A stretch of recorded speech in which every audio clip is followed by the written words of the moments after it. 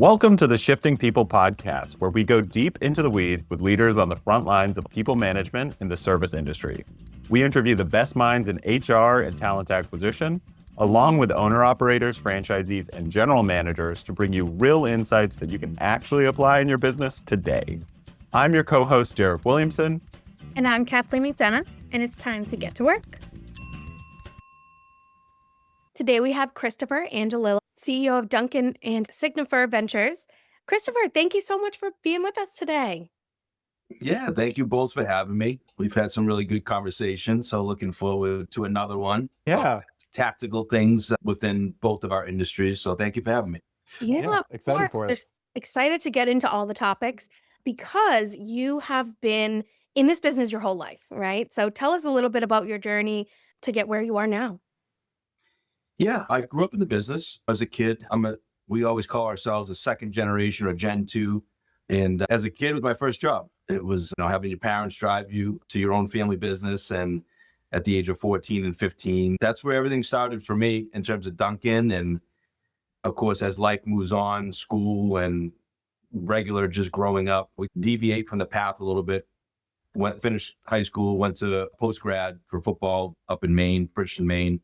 Came back and did my college years, worked construction through that period of time. So that's where I meshed really where I'm at today, both worlds, between the management side, the Dunkin franchise and management side, and then also a little bit of our construction background. So I loved construction just because you can create. I felt like I was always a creator / operator at heart. It was nice to bring those two worlds together in a meaningful way, but also in a relatable way that they both symbiotically work together. And that's kind of where I found my little niche. And where I am today, it's really just a matter of growing what has already been in existence and just keep plugging away at that growth model to see where we can bring it. But at the same time, protect it, right? It's generation 2, generation 3. The statistics speak for themselves. So there's always that point in my mind of how do you protect what's established and been built and then smartly grow it. And that's where we're at today. Nice. Yeah, quite the journey. It's always fun to hear about the sort of little detours that people take on their sort of career path. I think it's especially more common in this industry. But I am curious if you can comment a little just on your background. I'm curious about the football experience. Obviously, I'm sure you experienced a lot of different coaches and coaching styles that maybe inform some things, as well as in the construction business, if there was anything that you really took away in terms of leadership management that informed how you run things today. Yeah, it's funny. So my partner, Mohammed, who's been with my family for 30 plus years, he's Moroccan, born in Morocco, came to the States. He actually played on the professional Moroccan soccer team. So we always joke about sports because I'll always go back and say, how much learnings that you got from sports, the camaraderie, really good coaches, really bad coaches. So we always go back to that sports world and that mentality, especially in the operator world or the management world. And you really do have a leg up. And I forget what podcast or where I was reading it, but there was someone, I forget who, it was someone that was just only hires people with sports backgrounds because they get it. Yeah. And it's you can almost tell immediately within an interview if this person's had some type of team atmosphere or a sports background or whatever. It doesn't necessarily have to be specifically a certain sport, but yeah, there is something in that. There is something in knowing how to lose, knowing how to win, working as a team. And then inversely, right? Just knowing players that you don't want to be. There's always the cocky player that's on the team or the one that doesn't show up to practice and expects to play in the game. And so all of that. And it's fun now looking back because when you're in that moment or you're in that period of your life, you just take it for granted. It is what it is, right? You're living in it. But it's nice to be here where we are now and to look back and then implement a lot of that learning or that teaching really in our own strategies and then seeing it pay off. So it's almost like you can put a twist on traditional management or a twist on traditional operations. And it really does, in a fun way, almost differentiate yourself, especially in a franchise space like ours in Dunkin'. It's a brand, but we're all individualized franchisees. So how do you become more marketable, yourself to attract talent. And that's what we've always gone back to, that sports side of the analogy, is the best players will play, right? The hardest working individuals that show up will get the opportunities. And, it's really a merit based, right? It's just, if you play hard, you work hard, you're rewarded hard. And that's what we always felt was important, but worked. It is fun seeing that all come together at this point, especially in life and in work. So it's a cool point to look back at. Yeah, absolutely. I love the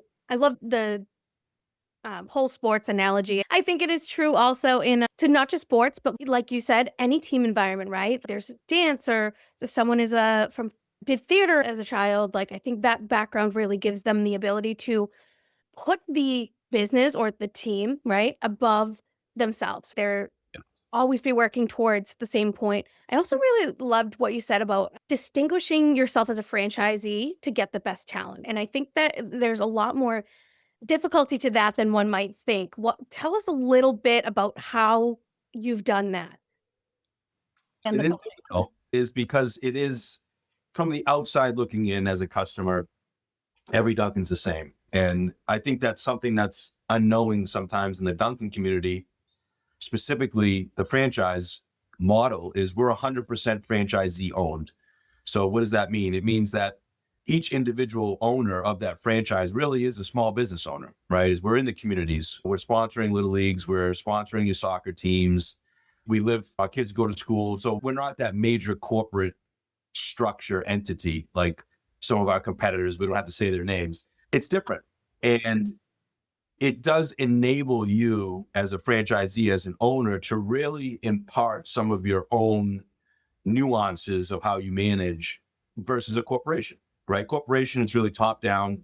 Either you buy in or you buy out, right? For us, it enables us to differentiate not only ourselves from other brands like competitors, but also within the same brand as within the franchisee community, for better or for worse, and I think that's always consistent with the model of your growth. And there's franchisees that just have a unit growth mentality. It's just not enough units. We just need to keep growing units. But as you grow your units and you scale, inversely, the cons to that are you do lose a little bit of your thumbprint on the management side, on the operator side. So what you gain in scale and growth, you lose on the operation side. So there is a balance to it. Certainly, we just found in our own metric of growth within the franchise space specifically, it enables us to run our units within one state. We can drive and touch and feel, and our employees know us, we know them. So there is an advantage to that as an operator. And I think it shows in like our tenure of our employee base. We have people that have been with us, whether they're managers and or just crew, for 10, 15, 20 years. And that's a point for us. We always go back and say, why is that, right? Don't just take it for granted this person's been here. And so we want to dissect that and say, geez, like what's the catalyst to gaining that type of tenure within really an industry that was always meant to either progress or at least get out at some point. It really is a healthy balance. And I think that's part of the nuance of business, especially the franchise business, that you really have to know going into it, and you really have to have a definitive growth plan or a sustainable operating plan, whatever you want to call it, because those are the things that sometimes, if you look the wrong way or you take the wrong path on one or two ways, if you grow and scale too quickly, you could be out of business pretty quickly. And then on the other side, if you don't scale to enough units, you can't possibly bring the resources you need to really get the employees to a certain level or the level that you would want. Yeah. If that makes sense. Yeah, it totally makes sense. I can echo that with my experience. I ran ice cream store franchises for a little while, and it was almost like really the worst spot to be in is 2 to 5 locations when you don't have the resources to really hire a lot of management oversight there. And so you're just dividing yourself by 2, 3, 4 locations. It's almost, in hindsight, it's like I would have rather stayed at 1 or go to 10. But I really wanted to click on the exceptional piece about that tenure with some of those crew members and other folks, because I think it's such an advantage, obviously, especially in this industry, because if you have consistent team members, that really allows you to have a consistent culture, I imagine, as well. But curious, like what your learnings were, like when you've talked to the folks that continue to stay in those roles, like what keeps them engaged? What were you able to replicate or think about, like in terms of your hiring, like how you recruit? Any takeaways to share with that? Yeah, I think it's a simple concept in terms of when you don't try to change with the wind. In other words, like you're not trying to really change your mentality or your strategy, whether it's hiring or just active management, daily active management within the locations, right? It's the ones that are really consistent and simple. And what I mean by that is like the franchise model was always meant to simplify business. It was meant that you could just really put a 16, 17-year-old in these locations and it's not overwhelming, right? They're running $1 million business. So it's the same when you go back to the operator side in terms of hiring or management of hiring or the management of crew is you can't complicate it and you can't over strategize it. And I think there's a point to just accepting that the model is a simple model and embrace it and then keep that consistent. I think what happens is with a lot of operators, when you try to deviate and do your own thing or create your own hiring strategy, and it's really almost completely upside down from the business model of the franchise that they're coming to work in. So sometimes the operators are our own worst enemies, right? You overcomplicate these processes. And for example, I always use the survival ship bias, right? In World War II. That when I heard that analogy, it was like it hit home for me. I says, when the planes came back home, they always analyzed where the bullets were on the wings and this and that. And it took someone to say, hey, listen, like, what about the planes that never came back? Right. And let's analyze like what went wrong there, not what went right, because these are the ones that came back.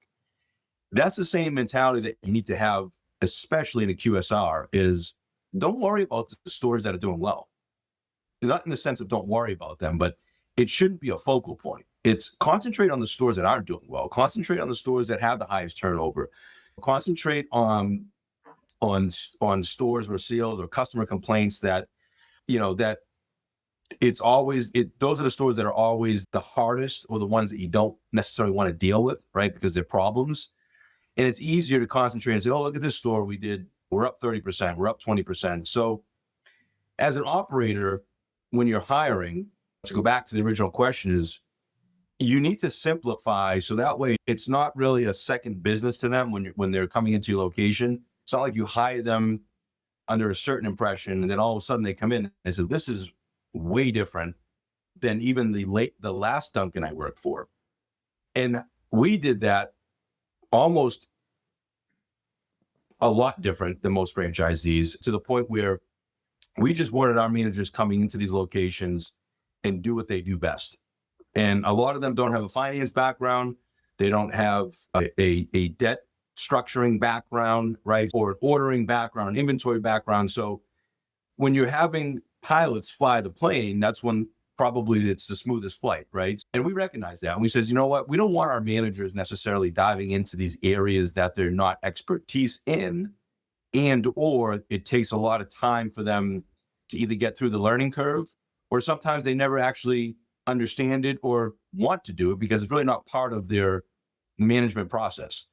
So we said, and we took that personally, we said, let's bring that in-house. Let's make sure we take that off of management's plate. In other words, like the plane that never came back. In other words, the manager that left you because of an overcomplicated process. I don't want to sit in the office for 3 hours. I took this job because I want to be in customer service. I don't want to be stuck in the back. I don't want to go to the bank for 2 hours, do my cash report. Even though that's all part of the job, you really have to throttle it in a way that really simplifies and puts them in a position that not only enables them to succeed, but they want to be there to succeed.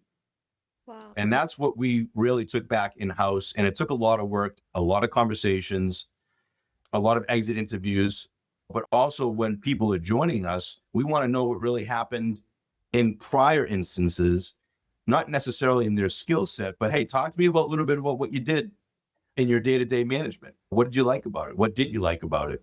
If you were the franchisee, what would you have changed for someone that was in management like yourself. And you can extract a lot of information from that. And from there, we took that, we recycled it back in-house, and we created our own strategy around that, which we feel has been pretty successful. Yes. This strategy of taking the parts of the job that might be a little more complex that a manager doesn't either know or love, taking those out of the business, doing them out of the unit and doing them in the business. I have a question there. Is that a very unique thing that you guys do that no other like Dunkin' or franchise does? Or is that now becoming more common or I, like something I like still think, and again, we're not geniuses, we're just really looking at and listening to the feedback. And as an operator, as a franchisee, you can make that decision. If you just feel like, hey, listen, this is something that's in your job description, you should be responsible for, we will train you to get you there, then great. We just found, again, just based on information and feedback, that our managers, again, how do we simplify? How do we keep this position, whether it's a manager, a shift leader, or assistant manager, right? They're all different. So how do you keep those individualized positions simplified? And with simplification correlates directly to longevity. So right off the rip, like, I'm not going to deny that. I'm not going to deny the statistics on it, especially they're our own statistics. It's a different town or a different state or a different region. No, these are our internal stat lines that are saying, obviously there's an underlying success that's happening and you double down on it. So you got to identify it, but then you double down on it. So it's not common. To answer your question, it's really not common, but it's also at the same time not complicated. It's not complicated to identify. You just have to spend the time to try to either source that problem or source a solution to the problem. And that comes down to who, as an operator, as an owner, where are you in that position? Are you scaled to the point where you have so many units that you just can't possibly dive into that? You're really just trying to survive and tread water. Like Derek said, are you more of the owner operator? You're there every day, you're running the business, you're doing the accountant, you're doing the hiring. The last thing you want to focus on is like, how do I improve my simplification of these locations? So there's a lot of like outside noise to all of that, but we found, again, letting people do what they do best. Let the pilots fly the plane, let them manage the customer service side. We took back in-house and said, we'll do all the heavy lifting, we'll do all the dissecting, and then we'll get you the solution. And then it's up to us, like, to gain feedback, to refine it as we move along, like anything else. But yeah, it's not so common. It's not a common thing. And it's tough to be in rooms or in meetings and you hear some of these problems and in your head you go, yeah, those were problems we had 10 years ago. And it's just, once you understand how to get over that hump or that period of contention or whatever it may be, you never look back. And that's the part that's, I put a smile to my face because I remember being that person in that room, just not understanding or not being able to figure it out. And it's night and day. And that's why a lot of this stuff that we do, like through our consulting side of things on the Signifer side, a lot of the podcasts, a lot of the social media aspect of what we do now as a group and individualized is to help get that out there. And it's to do our part in terms of unearthing some of these strategies that we know work. And that's where we always felt like on the social media side, we could bring the most value. It's just document what we do and how we do it versus trying to create something. And that's where we put forth our social media strategy, was like, hey, listen, there's some real trouble out there. There's some real people having real conversations about how to figure out solutions. So if we can be a little speck on the social media bubble to maybe even spark some ideas for people, that's what we're here to do. Yeah, so much cool stuff there.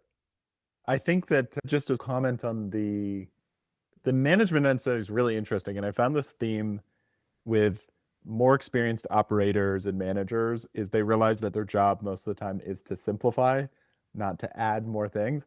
And like Kathleen said, like I think most of the time if anything, people are throwing more on like that single general manager. Oh, by the way, can you also do some marketing? Can you go drum up some catering business? Can you like, and the insight to really like flip that, I'm sure too, like you said, right? Like job satisfaction. One of the core components of job satisfaction is feeling like you've gotten a sense of mastery of your job, right? And if you have 12 things that you're responsible for, you like how are you ever going to feel like you're on top of those things, right? So that stuff goes a long way. I'm really curious, can you open up a little more? And then I want to talk more about the consulting and the social and what you covered there. But just you mentioned exit interviews, which is also, I think, fairly uncommon in this industry. And I just hoped you could expand on that. At what levels do you do it? Do you try and have managers do it for crew, like team members as well? Or curious with that? Yeah, it's hard. It doesn't happen every instance, obviously, right? Yeah. But in the moments that you can capture, again, you'll hear me say it until I'm blue in the face, is just information. And it doesn't matter if you're a franchise operator or you're in the medical world, information is power. And that's something that goes back to my sports world. Back in high school, we had a really great coach, and our jersey says knowledge is power, right? Always come prepared to the game, always understand what you're trying to execute. And that stuck with me for a long time in a file cabinet somewhere in the back of my brain until you're old enough to recognize what it means and how to really put it to work. And that's everything to us now is information. So when someone leaves you, we more often than not, just because of our culture, we already know why that person's leaving, whether it's a forcible leave or an involuntary leave. And in other words, like they're doing something wrong. We break ways for whatever reason. That's usually 10%. And I would attribute the other remaining percent to a lot of different variables, but the ones that we can do the exit interviews with, whether they're managers, a lot of times they're going to do something that they love to do. In other words, they're not leaving us necessarily for another Dunkin'. They open up their own business. And we had a really great manager. Her mom worked for us. She still works for us. She climbed the ladder of management for us. She's been really great for a lot of years. Her daughter came on board, was a manager, but she ended up leaving us to open up her own cleaning company.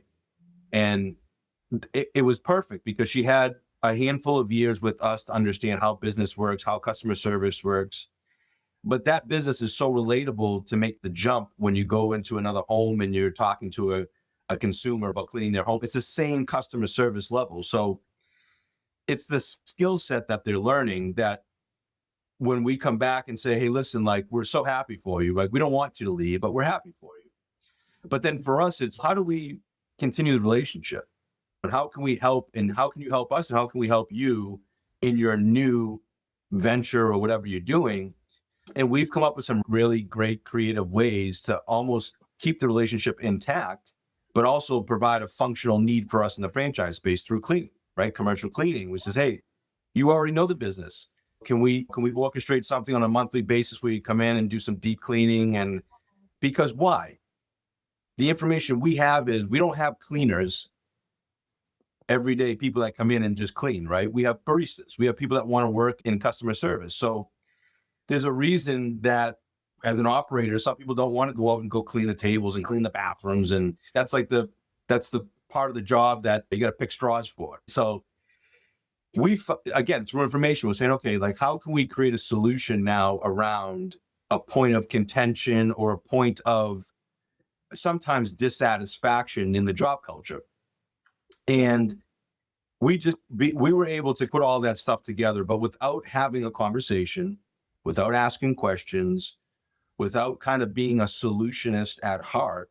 In other words, some operators are like, oh, you know what? You don't want to work for me. Good luck, whatever. They take the other way. So I think, again, it's all about the relationship.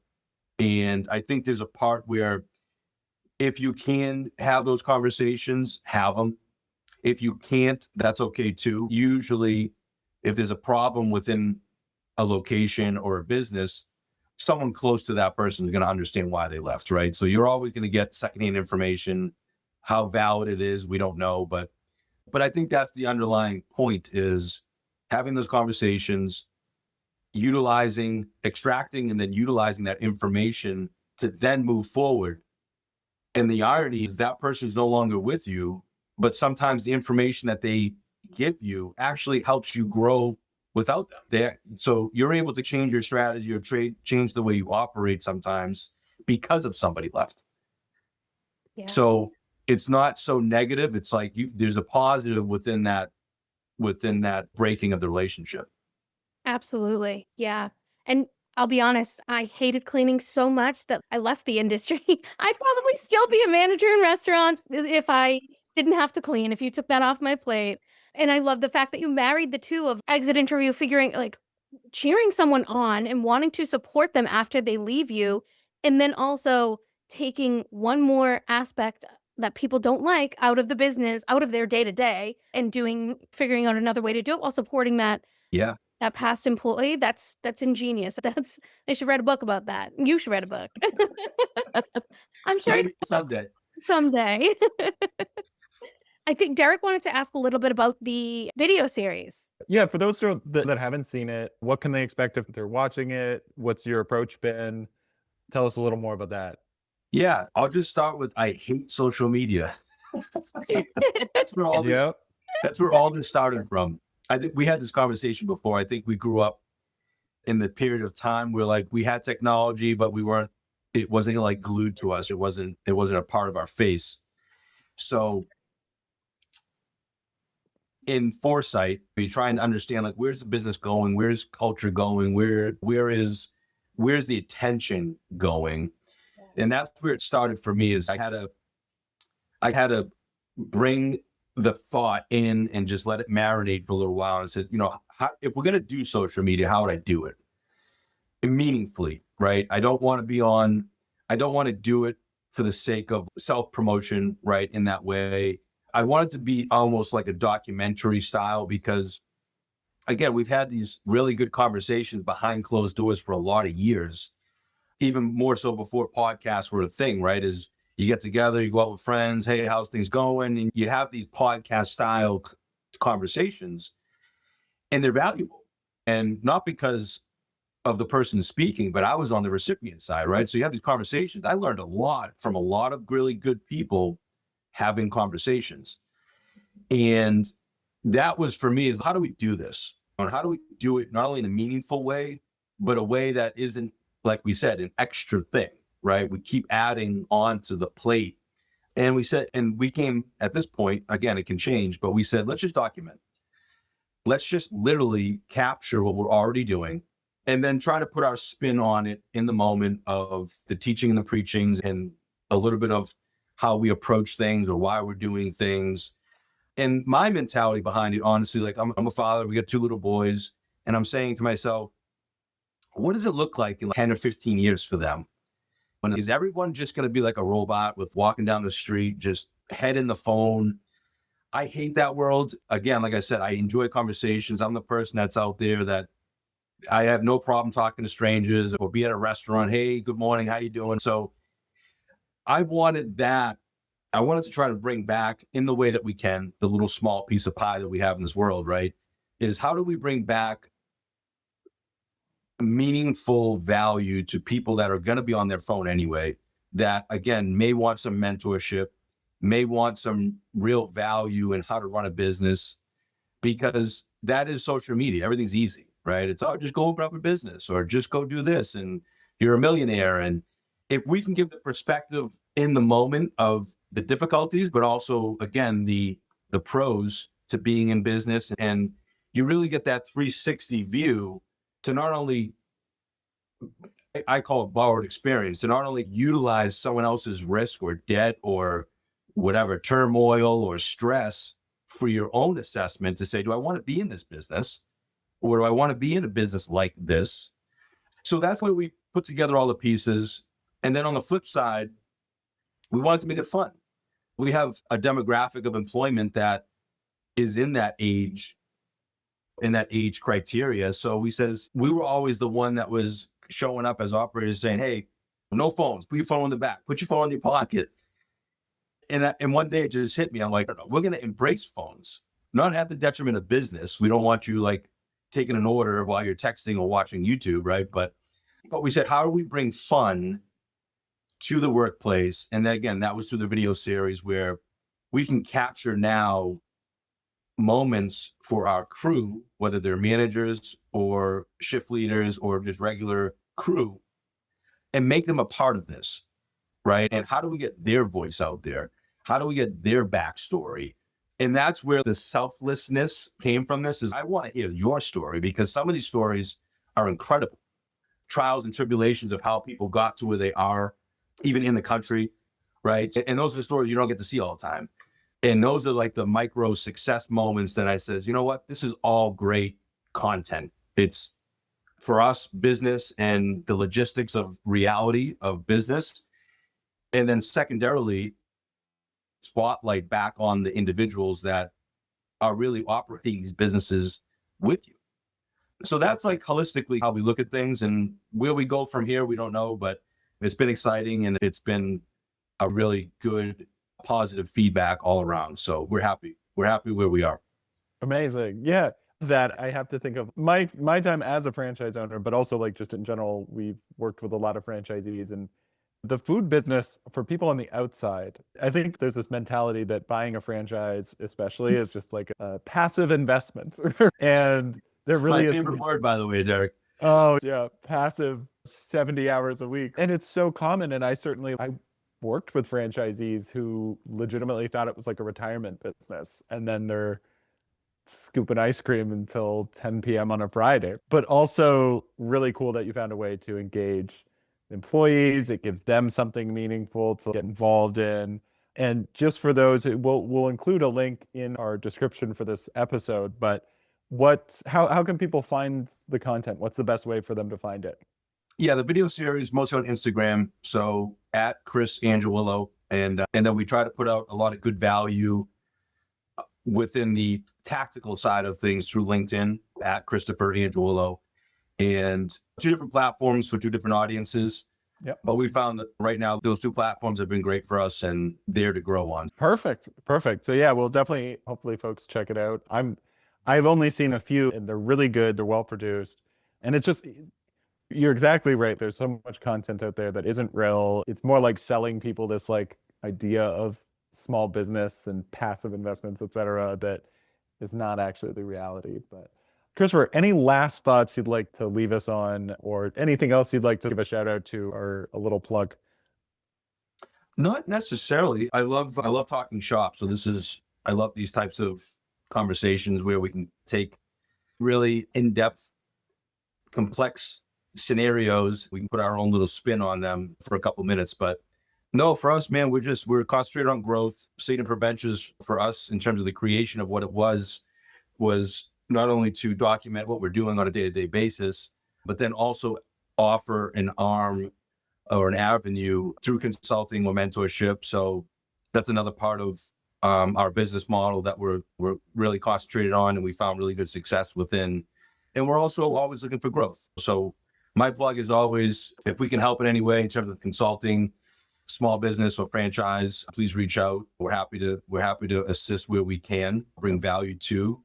And then on the real estate side, which is a little bit different in the franchise space, but we're always looking for good opportunities for new locations and real estate opportunities. So we try to bring both of those worlds together in a meaningful way. Yeah, awesome. This was a really great conversation. I find with almost all of our guests, we could have a 5-hour conversation. Yeah. And probably I would love to come back to this in a little bit on another episode, dive into a few more topics, even more in depth, because it's so fun to speak with people who have really been very thoughtful about developing their organization. And the reason we started the podcast was also that there's a lot of folks that come to the realization that at the end of the day, the business is the people. It's not the ordering and the inventory and the number, it's the people. And anytime we get to talk about that stuff, we're happy as well. But thank you, Christopher. This was really awesome. It's been great. Yeah, we appreciate you. All right, bye for now. Bye for now. Wow. It's hard not to say wow after every conversation we have, because they're all amazing, right? Yeah, I agree. It's become our catchphrase, but every conversation does actually bring something new. Christopher had a lot of cool perspectives.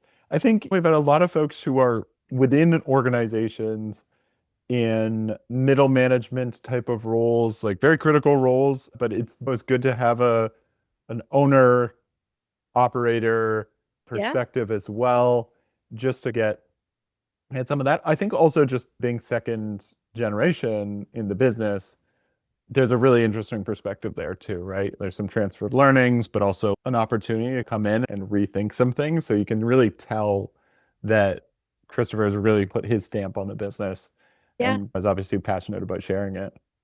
Yeah, absolutely. I know a lot of people who are like second generation business owners, my friends, who got their businesses passed down to them. I'm jealous, right? But I think a lot of them either push back on the business and because it's forced upon them or resent it and but don't move it forward.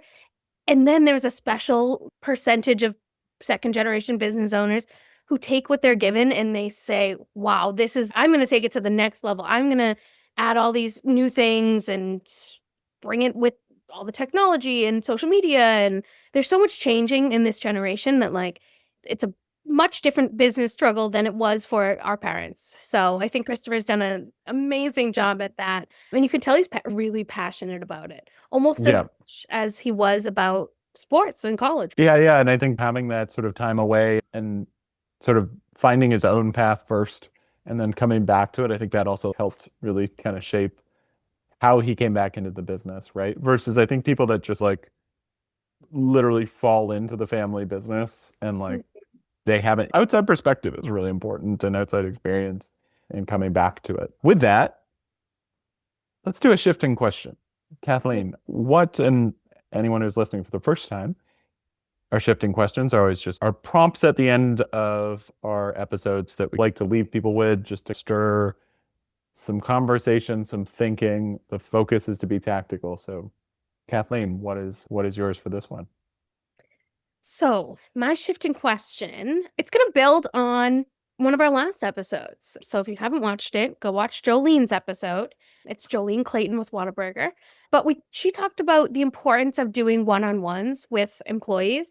And so I'll build on that and take Christopher's advice of taking things off managers' plates that they aren't passionate about or that they aren't interested in. So, how can you have a one-on-one with your team members, figure out what they're passionate about and what they dislike about their job, and then take one thing off their plate, and then maybe give them a challenge about something they're passionate about. It doesn't need to be additional work, but it could be a fun project or just a challenge in the area that they are interested in pursuing more. Yeah, I like that. Yeah, I thought the insight was really good. No one's going to be good at everything, and no one's going to enjoy every part of the role. And Yeah. sometimes that's part of any job, but when you're giving someone like 10 different things they're responsible for, if you can shift that onto, and often maybe it's for the smaller businesses that maybe don't have the resources, the management structure to offload it to additional leaders or managers.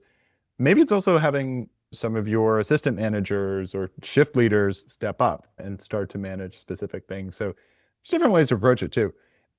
And I'm going to dovetail on your shifting question, if I can, Kathleen.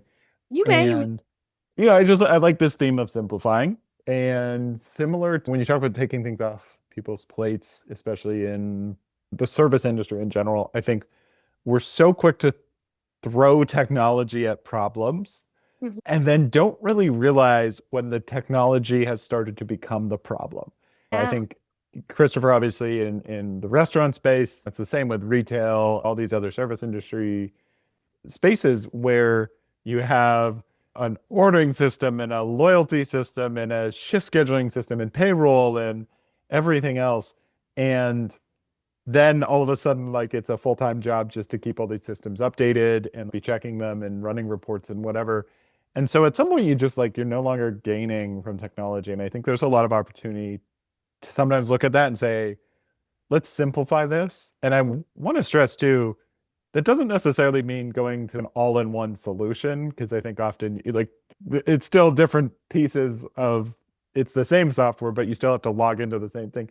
But if I can, a little shameless plug, forever recruiting. Kathleen, that is why we made it. I know we've gone like 11 or 12 episodes now without mentioning ever recruiting. So I think this I'll allow it. I'll allow it. yeah, thank you. Because it does really fit. Like our insight was based around this, which is just you have busy store managers, department managers who are in charge of something like hiring, and they don't want to log into another system. They don't want to keep it updated. And so we built a recruiting assistant that they can just text with and keep everything updated automatically. They don't have to log into the system. But I'll bring it back to the question itself, which is where in your business do you have an opportunity to simplify that technology piece? Yeah. Yeah. I like your caution to not just simplify it by going to an all-in-one. Yeah. I think that a lot of people take that way. They go, whether it's taking the easy way out or it's just simply that's what they think is going to simplify it most. I think a lot of people go that route and then deeply regret it afterwards. I've heard people come to me so many times with that. I love your shifting question. I'll allow a slight plug to our other business, but I will make you pay for this, though. I will make you pay for it. You're not allowed to mention it the next 2 episodes, Derek. That's fair. That's fair. We have gone a really long time. It's just this one really jumped out.